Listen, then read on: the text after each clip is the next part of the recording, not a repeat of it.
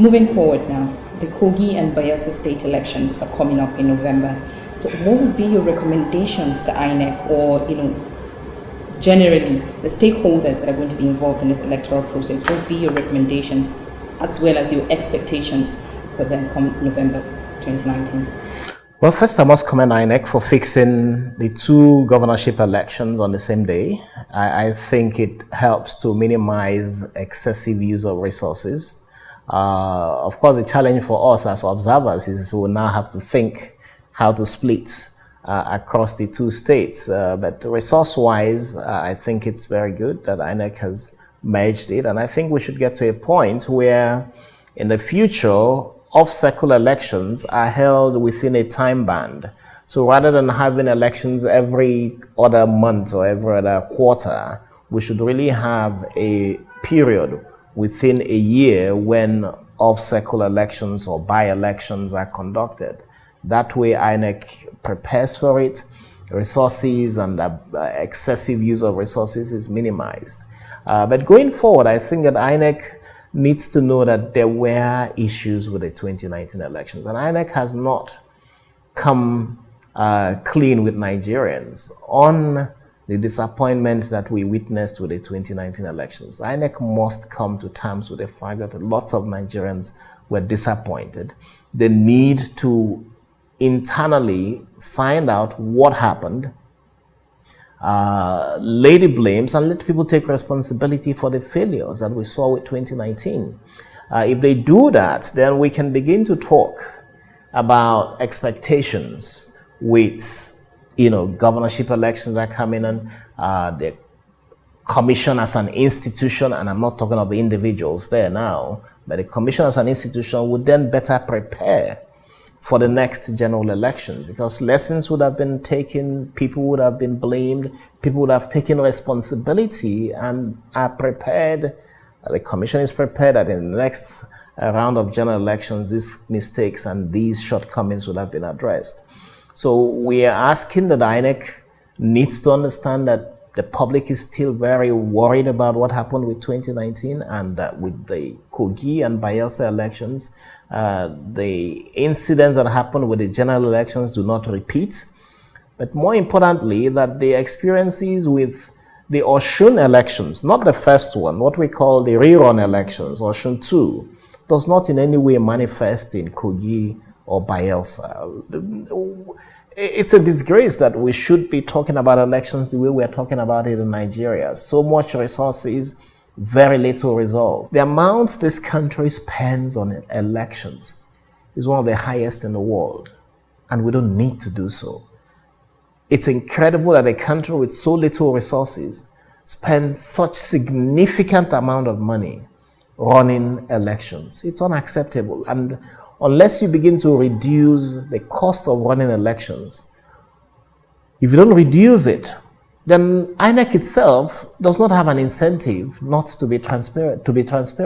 We're talking about security now. Now, the security agencies or security personnel that were present in the polling units during the elections were unarmed, and there was so much outbreak of violence in different places. Now, do you think going forward that the security personnel should remain unarmed, like in the next elections? I mean, what could a police officer do in a situation of violence when he's unarmed and just one person?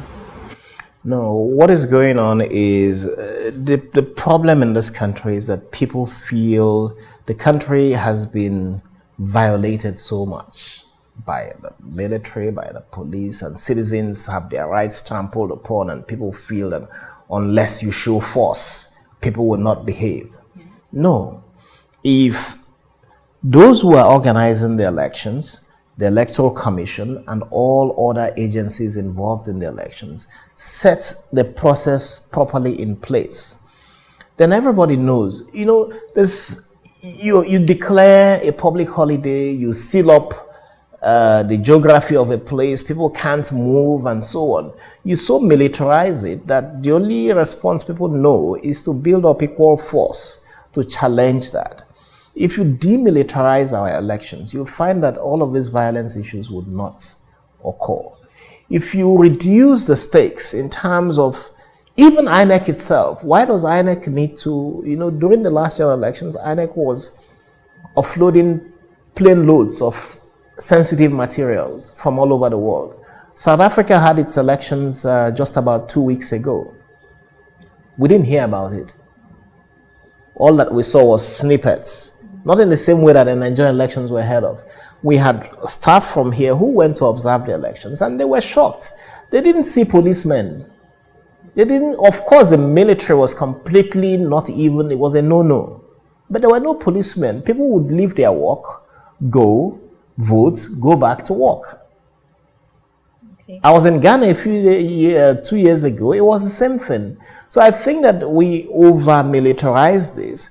Nobody says that we can't gradually build up to the point where you civilianize elections significantly, in which case, even if you have unarmed policemen at polling units, it should be such that not too far away, there would be police presence that can respond to emergencies.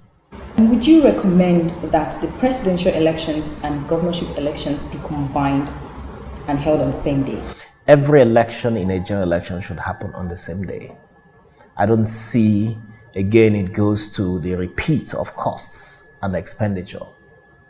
Because if you could have people have the option of voting for 3 seats when you have the national elections, what is the difficulty in adding 2 more? Because you go to the national elections, you get a ballot paper for president, Senate, House of Representatives, and people are able to make the distinction and vote on that basis. So I think that every election, every elective position should hold on the same day. And INEC should simplify the process, invest, and civil society groups as well, political parties as well, invest in voter awareness and education, and we'll get it right. All right, thank you very much, sir. Thank you. That was Mr. Clement Nwakwor, Convener, Nigerian Civil Society Situation Room, and it has been enlightening. I mean, what would the world be without our CSOs? I am Clement Nwakwor, and this is 2019 Weekly.